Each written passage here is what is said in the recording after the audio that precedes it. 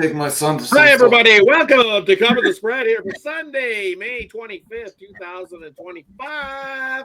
If you're new to Cover the Spread, welcome aboard. Glad to have you. Make sure you subscribe. Hey, also give us a thumbs up. Greatly appreciated. As always, we'll get to the cappers, see how they're rolling here on this Sunday, and then we'll get to the three plays we got rolling here on the Sunday slate of games. Kicking over to Ramon. How are you doing here on this Sunday, Ramon? Yeah, we're thinking of everybody who's served for us and who have passed for us. We're ready to here celebrate Sunday with some action and think about our past. But hey, let's get going and have some winners here. Definitely. Remember those that served. Rest in peace to my dad who served. So shout out to my father who was in the Navy for plenty of years. So hope everybody has themselves a wonderful Memorial Day, and definitely let's try to find some winners here on this Memorial Day for everybody who tunes in here. How are you doing here on this Sunday, Al? Yeah, happy Memorial Day to everyone, and make sure you take a minute to remember everyone that's fallen. It's a lot of sad stuff happening around the world, unfortunately, still to this day. So may they all rest in peace. Definitely. Let's get to a little bit of a brighter side of things. Let's get to some of this sports action we got here. We're going to have to go with a couple baseball games, and then we'll get to an NBA playoff action, little game 3 action here on the Sunday. So let's kick it off here. We're going to look at the Giants taking on the Washington Nationals here in this one. This is the game I like, so I'm going to kick us off here on the Sunday. We've got Robbie Ray on the mound for the Giants, and man, he's been pitching pretty well for this Giants squad over his last 5 starts. 4-1 with a nice 1.61 ERA. Goes about 6 innings and holds opponents down. Strikeouts average about 7 a game.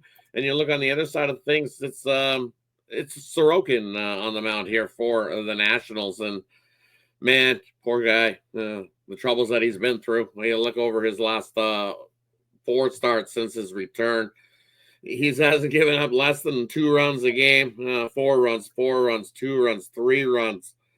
Definitely been able to increase his strikeout at times, getting about 8 a game. His walk rate's pretty good, but he definitely gives up the home run ball to the tune of about 1.2 a game, and that's got himself in plenty of trouble. Got himself a win last time out. Was against Baltimore, though, and we know what Baltimore's been doing, struggling at times. So what's he going to do here? I think he's in trouble here. I think this Giants squad that is done very well this season against right-handed pitching, 25-9 to be exact against right-handed pitching are these Giants. Only one way for me to go here. It is to take the San Francisco Giants. I'll take them on the run line here. I think they get to the Nationals here on Sunday. I don't know whether Ramon, what do you like here in this one? San Francisco or Washington? Here on Sunday. Every time you gave me a tidbit with Washington good, you followed it up with Washington bad. So I see how this one's going to go there. I think, Roger, look, Soroka, you'd think that we'd get some improvement out of him eventually. Maybe he'll start to feel more comfortable with Washington at home. 1.27 whip. I mean, that's kind of the same as Robbie Ray. Then you got the 6 ERA, which is a big contrast from what we've seen with Robbie Ray. So I still look maybe for Soroka, but opener was 4-0, and coming into this weekend, been a ton of unders with these two teams right now. San Francisco 1-5 to the under in their last 6, and Washington 4 of their last 5 at home have gone under. So look, I'm going to go under here in this one, man. San Francisco's 9-1 with Ray, so he could deal here. I don't know if San Francisco can get all the runs themselves, but he's gone 3-6 to the under, and I think most importantly, San Francisco 11-19 to the under as a favorite. So I'm going to go under 8.5 with the Giants and the Nats. Heading on over to Al. What do you like here in this one? Giants or Nats on Sunday? Yeah, this definitely looks like a Giants spot with this pitching edge, at least, to start the game out. And I like them to win the whole game. And I'm seeing the money line at around -150 right now. So definitely don't want to just lay that. But as Rodd was saying, I'll be on the run line as well. You know me, I like to cover that with a bit of money line, so I'll take the Giants -1 here. I think, again, just a good spot for them with this pitching advantage to start things off here. Hey, that wraps up the first game we looked at here on the Sunday. Let's head on over the diamond. We're going to look at the Sunday nighter here in this one. We got the Dodgers taking on the Mets. Heading over to Ramon. This is his game that he likes. So let Ramon kick us off here. Dodgers, Mets, Sunday Night Baseball. Yeah, I'm not just kissing up to Al here. If you watch Friday night's game, what a game! I don't know if it was a great pitching there in the extra innings or just a failure for the offenses to execute. But I'm going to end up sticking with the Dodgers, even maybe with the pitching disadvantage here with Kodai Senga going here for the Mets and Landon Knack for the Dodgers. Look, I don't mind Knack. Like I said to Al all the time, just whoever the Dodgers throw in there probably be sufficient. And Knack is just another one of those arms, so to speak. But they always come in there, do a good job. All they got to do is keep him in the game. And I'd expect the Mets to probably do something dumb here. Guys like make a throwing error in extra innings or something like that's going to kind of cost them the game, because it just seems to me like the Mets right now with Soto bumbling around there a little bit, can't seem to drive in any runs when they need to. Just seems like there's a little bit of dysfunctionality right now, and the Dodgers are still the Dodgers, and they get up for games like this. So it was an exciting game on Friday night. I'd expect Dodgers could get this one. I think we get a little bit of plus money, 105, 110 maybe here. Take the Dodgers over the Mets. Sunday Night Baseball. Head on over now. What do you like here in this one on Sunday Night Baseball? Yeah, I'm seeing slightly better than that. I'm seeing plus 115 and maybe even better on the Dodgers right now. Yeah, it's tough for me to get there. I love the pick. Don't get me wrong. I'll be rooting for it. That's for sure.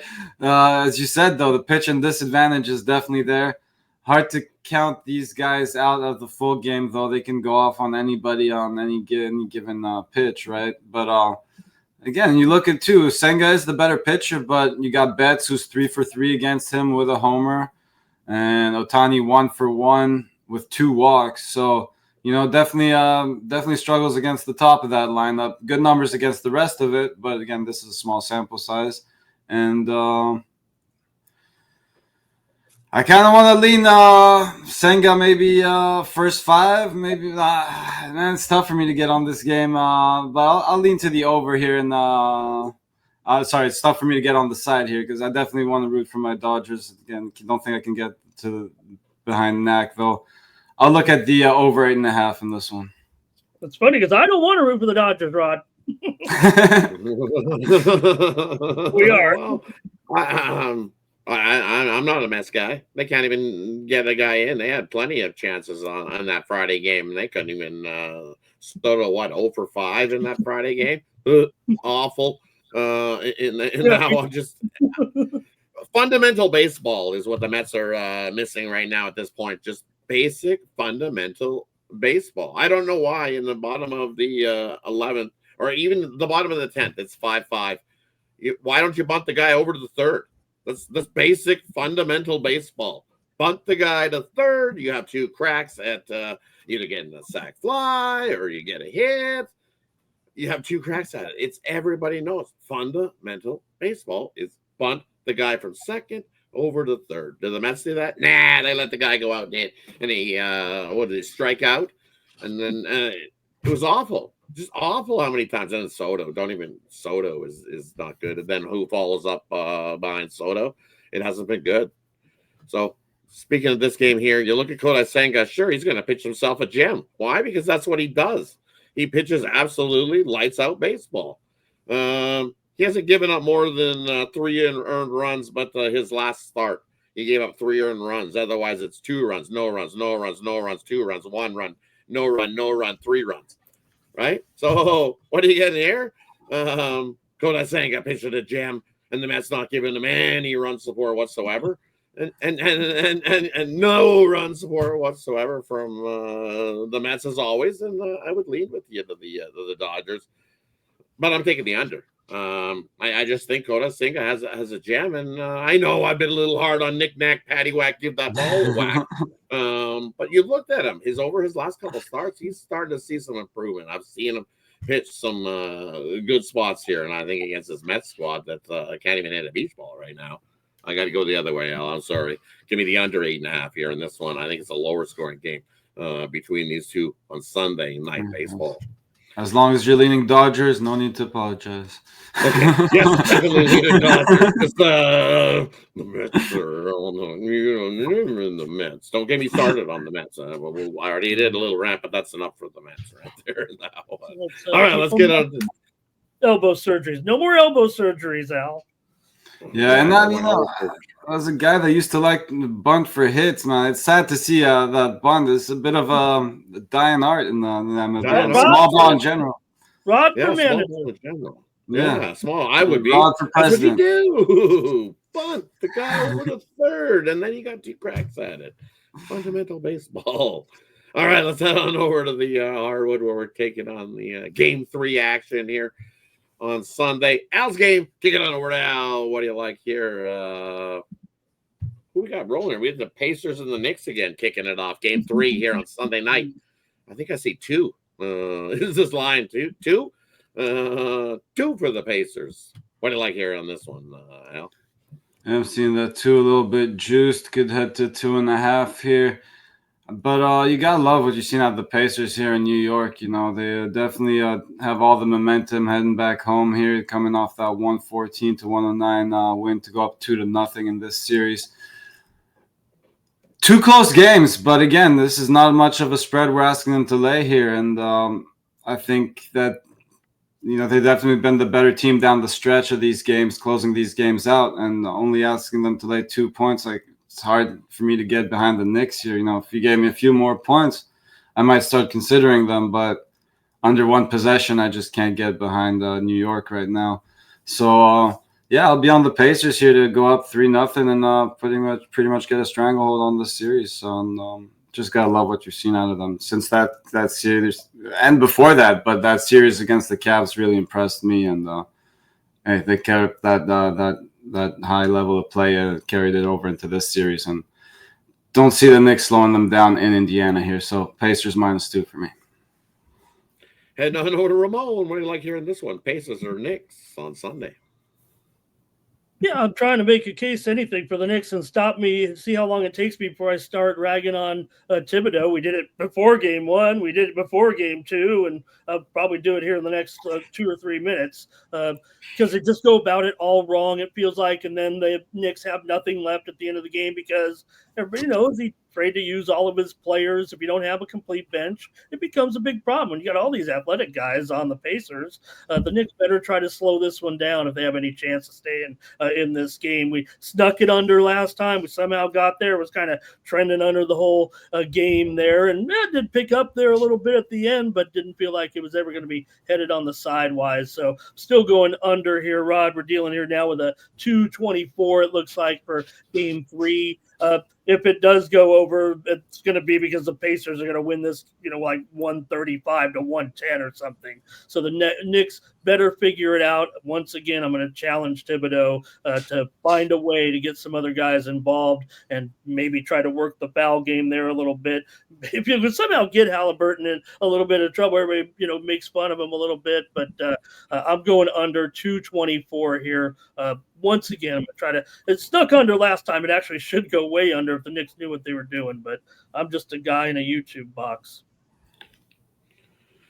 For me here in this one, I'm going to go different. I'm looking at the first half again. I went the first half under in that last one. I believe it was about the same line, pretty close to. I think it came down a little bit as the game went. I think we can settle it about 107, 108 in that first half. It's about 112 here in this first half. We go the other way. I'm going to say this goes over in the first half, like we've seen in game 1. I think the Knicks, if they want to win this, they need to get shot out of the cannon like they did in that game 1, and try to get themselves to the lead of the locker room, and then play slow it down a little bit. Run and gun with the Pacers early because you want to get that. You can run and gun with the Pacers because you've seen it in that first half in game 1 where they did get to the lead. They scored 131 points between them in that first half. Oh yeah, 69. It was 69 to 62 in that first half, right? So it's just one of those spots that if that's what the Knicks want to do, they need to get out. And then they had the bad third quarter, and then the Pacers just pulled away late, scored some points. So I think that's what the Knicks got to do here, is they need to come out with a little bit of pace and keep up with the Pacers and make it a little track meet early here.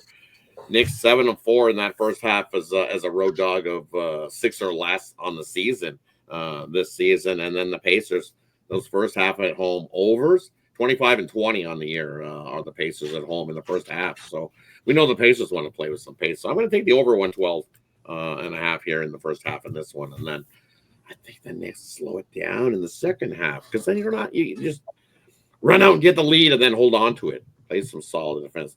And you got to get those other guys involved. You can't leave it up to Brunson to try to score 50 here, because I don't think you can score 50 to get you the win if you're the fans. I was going to start on Tibbs again, talking about what he's doing with Karl Anthony Towns, but leave that to the Definitely, you need some other guys on the Knicks to step up other than Brunson. That's for sure. If you want to make this a series, all right. That wraps it up here on the Sunday. Got some good games going here on this Memorial Day. Shout out again to all those that served. Respect and honor everybody who served here in any form whatsoever here. And as always, let us know what you think about the 3 games we covered in the comment section below. And then we'll do a quick little recap here for you before we head on out for Sunday's games. First game we looked at, we got the Giants taking on the Washington Nationals. Game I like here, the Robbie Ray on the mound. We'll take the Giants there. Lay the run line. I think they win by 2+ there on that one. And then, hey, we got the Sunday night baseball. Should be a good one there as well. We got the Dodgers taking on the Mets. This is Ramon's game, and he says, take the Dodgers there in Sunday night baseball. And then we got the Pacers taking on the Knicks. And Al says, hey, take the Pacers there. They're going to put the clamps down and the foot to the throat, as they say, and make it 3-0 here on Sunday. Tough for the Knicks. Thanks, everybody, for tuning in. Appreciate each and every one of you. Have yourself a wonderful Sunday, everybody. Make it a good one. Catch you on the next one. And what are we doing here, as always? Who's going to start? Spread.